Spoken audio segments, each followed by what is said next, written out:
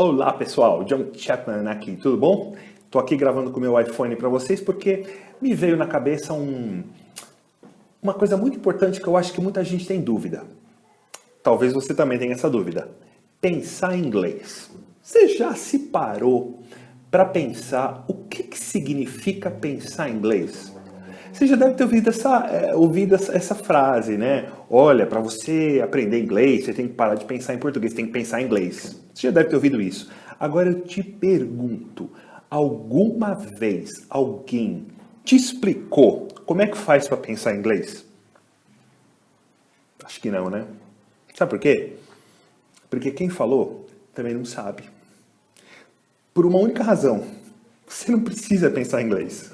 Você não precisa pensar, porque eu estou falando agora com vocês aqui, olhando para o meu iPhone, batendo um papo com vocês, mas eu não estou pensando em português. Em nenhum momento está passando nenhum tipo de palavra na minha cabeça em português para eu poder falar em português. Então, da mesma forma, eu não preciso pensar em inglês para falar inglês. Porque se eu tiver que pensar em português para falar em português, eu tenho que ver todas as palavras e as frases em português na minha cabeça, eu tenho que pensar em português para falar. Penso em português e falo, penso em português e falo. Ou seja, não existe uma coisa automática no meu cérebro. Ah, agora você entendeu. Automático. Não é questão de se pensar em inglês ou pensar em português. Você não tem que pensar em português, você não tem que pensar em inglês, não é nada disso. O inglês tem que ser automático da mesma forma que o português é. Tá certo. Nunca vai ser tão automático quanto o português. Isso você pode esquecer. Por quê? Porque nós estamos morando no Brasil, a gente é brasileiro. Como a gente é brasileiro, nosso cérebro ele já adaptou o português como a sua língua primária, a sua língua mãe. Então, para nós, o português é a nossa língua nativa. E o inglês, ele não é nem a segunda língua, ele é a nossa língua estrangeira. O cérebro entende isso. A importância que ele vai dar para o inglês nunca é tão grande quanto a que ele dá para o português. Mas vamos supor que de repente a gente mude para os Estados Unidos e comece a morar lá. Isso acontece muitas vezes com o pessoal que vai para os Estados Unidos, né? Fala para o inglês mesmo, até o pessoal que é um pouco mais básico ou mesmo intermediário, não está acostumado a ir para os Estados Unidos e chega lá e fica um pouco apavorado. Meu Deus, será que eles vão me entender? Esses gringos todos, e agora? Como é que eu vou fazer? Aí eles chegam... Primeiro dia, porque tudo é muito novo e o cérebro também não está acostumado a processar aquela tamanha quantidade de informações na língua estrangeira e também porque a pessoa ela saiu da sua zona de conforto, de segurança e ela está muito tensa, muito nervosa. A adrenalina está jogada no sangue, isso tá bloqueando o sistema límbico de criar toda aquela emoção, dá o famoso branco nessas horas. O que acontece? Ela não consegue simplesmente soltar o idioma. Ela não consegue falar. É o mesmo branco que dá na hora da prova. Mas vai passando o primeiro dia, vai passando o segundo dia, vai chegando no terceiro dia, parece que dá um pá. Eu chamo isso de fenômeno do terceiro dia. Às vezes tem alguns alunos que acontecem no segundo dia, mas normalmente acontece no terceiro dia. É o fenômeno do terceiro dia. E a pessoa começa a falar, ela começa a entender, ela fica maravilhada. E isso acontece por causa da neuroplasticidade do cérebro e a facilidade como o cérebro começa a se rodear dos sons e começa a perceber os sons e a captar esses sons. A mesma coisa acontece quando você fica escutando inglês, escutando, assistindo filme com legenda ou sem legenda. Uma hora você tira a legenda, você está entendendo. Tudo não, porque nunca ninguém vai entender tudo. Sempre vai ter alguma coisa nova. Sempre vai acontecer. A gente está sempre aprendendo. Mas o que acontece é que quando você chega e muda para os Estados Unidos, o seu cérebro é um mistério, mas ele entende que houve uma mudança de prioridade. Agora o inglês já não é tão prioritário. O português, perdão, não é tão prioritário, sim o inglês. E quanto mais tempo você vai ficando, mais mergulhado, você começa a trabalhar, você começa a estudar, você começa a mergulhar naquela vida e fazendo amigos, o cérebro vai percebendo uma coisa que eu sempre falo. O inglês passa a se tornar rotina na tua vida. Ele passa a se tornar parte do teu dia a dia. Ele começa a fazer parte do teu cotidiano. Quando isso acontece, quando o inglês começa a fazer parte do teu cotidiano, é como se tivesse uma chavezinha no cérebro. Ele começa a mudar e o inglês passa a ser a sua segunda língua e não mais a língua estrangeira. Por isso que existe essa definição, English is a foreign language, English is a second language. E de repente se passam-se anos, como eu tenho um amigo meu, um conhecido, ele mora nos Estados Unidos há 20 e poucos anos, casado com uma amiga minha missionária. Agora quando ele fala português, quando ele fala, ô Paulo, falam que estou falando português com sotaque. Ele não percebe que ele está falando português com sotaque, porque o inglês se tornou para ele a língua primária, o português a secundária. Então houve uma mudança, uma total neuroplasticidade no cérebro dele, a ponto do inglês agora se tornar a língua primordial. E ele agora, o inglês para ele é automático. E o português começou a se tomar uma segunda importância. Mas isso tudo foi inconsciente. Ele não criou isso. Isso se tornou uma coisa automática. Sabe quando? Quando ele deixou que o inglês fizesse parte da sua vida. Um dia ele chegou para a esposa dele e falou assim, a partir de hoje você não vai traduzir mais nada para mim, eu vou me virar. O dia que ele falou isso, ele falou que ele começou a absorver, não é aprender o idioma, ele começou a absorver o idioma e aquilo começou a fazer parte da vida dele. Então eu estou dizendo uma coisa para você. Então não pode traduzir? Não é nada disso que eu estou dizendo. Eu posso fazer para você 5 passos para você alcançar a sua fluência e botar no Facebook, entendeu? E todo mundo compra, aquelas coisas todas que estão surgindo por aí. Eu posso criar 10 passos para a fluência, o canal da fluência, eu posso falar tudo. Mas, gente, eu vou dizer uma coisa para vocês. Tudo isso é dica, tudo isso é chamariz para ganhar dinheiro, eu não sei. Cada um tem seu próprio método, não vou criticar nada de ninguém. Mas é muito mais simples do que 5 passos para a fluência, 10 dicas para você alcançar o aprendizado. Gente, é uma coisa simples. Neuroplasticidade é o que a gente faz na sala de aula. A gente cria aquele ambiente gostoso para que se simule para o teu cérebro de que o inglês não é uma coisa externa da tua vida, mas ele faz parte. Por isso que de repente você assume um novo nome, uma nova personalidade e você brinca e o professor faz de tudo para trazer aquilo para a tua realidade. Aquilo se torna naquele momento a tua realidade. O inglês faz parte daquela realidade.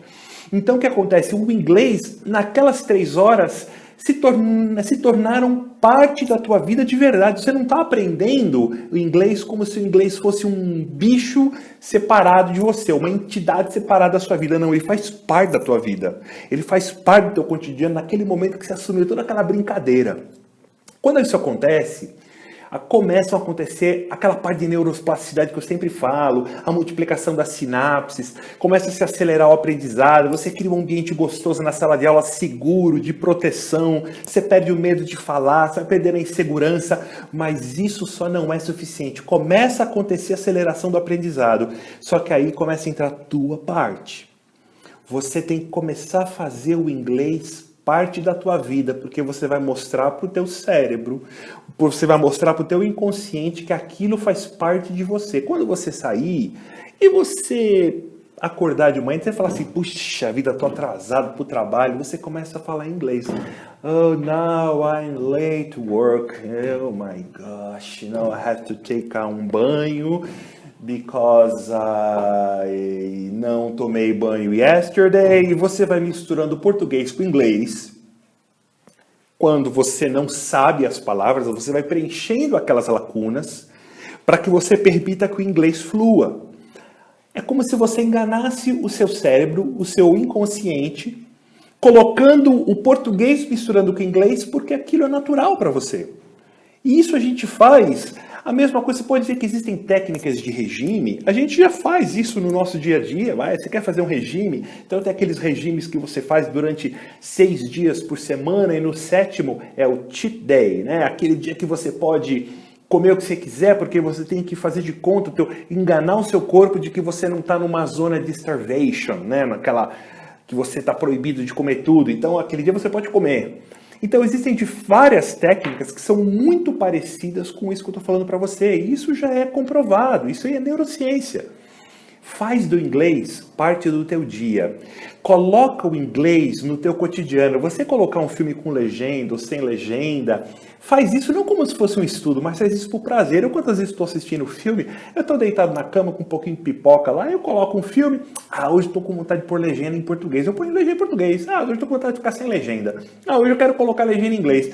Ou então eles estão falando umas palavras ali, é um filme que policial que tem uns termos meio diferentes, eu não conheço, eu vou colocar a palavra em português e começo a comparar com aquilo que eles estão falando, mas para mim é como uma brincadeira, faz parte da minha vida aquilo. Eu deixo aquilo fazer parte da minha vida, eu posso não fazer sempre, mas eu faço de vez em quando, vai fazendo parte da minha vida. Deixa o inglês fazer parte da tua vida, entendeu? Faz ele ficar natural.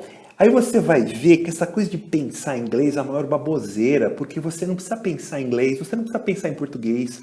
O que você tem que criar é automação.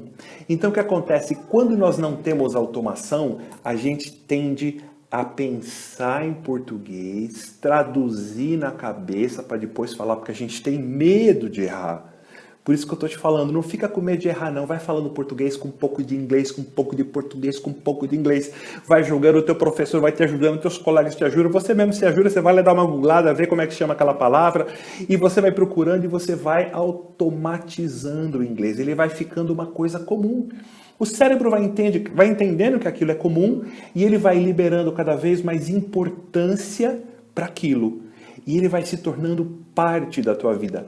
Quanto mais rápido o inglês se tornar parte da tua vida, mais fluente dentro do seu nível você vai ser. Lembra-se que fluência é outra palavra prostituída no Brasil. É coisa para ganhar dinheiro, é mercado para te trancar por anos. Fluência significa você falar, se comunicar, entender, ou escrever, ou ler satisfatoriamente dentro do teu nível. Então, se você é A1 e A2 e você está satisfatório no teu nível, você é fluente no teu nível. Se você é B1 ou B2, dentro do teu nível, você se comunica, ou você entende, ou você escreve, você lê satisfatoriamente, você está no teu nível. Mas eu ainda tenho muito que aprender. Todos nós temos, eu também. Se eu for pensar assim, eu não sou fluente, ninguém é fluente, nem americano é. Nem eu mesmo. Eu não sei se aqui, enquanto eu estou falando português com vocês, eu estou cometendo erros de gramática. Eu posso estar cometendo, então significa que eu não sou fluente em português. Então, é tudo uma questão de ponto de vista. Agora, não confunda fluência com proficiência. Se você quiser fazer um exame internacional, que muitas vezes mede um grau de proficiência que você tem que entrar numa faculdade, e muitas vezes esses exames acabam medindo de uma forma muito errada, porque você pode tirar uma nota ruim porque você ficou nervoso. Então você coloca uma letra, quando você mudou a questão, você fala, não, era aquela, tarde demais, já foi. E você recebe uma nota ruim porque exame nunca consegue medir o teu nível de verdade. A única pessoa que consegue saber o teu nível de verdade é você mesmo. Creia mais em você. Não duvide tanto de você e não exija de você algo impossível que você nunca vai conseguir te dar. Não exija uma perfeição do seu inglês quando nem no português você tem. Beleza? Por hoje é só. Eu vou ver se eu começo a publicar mais vídeos para vocês aqui com mais dicas. Eu tenho bastante coisa para escrever. Em vez de escrever que não dá tempo, eu coloco o vídeo, tá ok? Bye bye, guys. See you.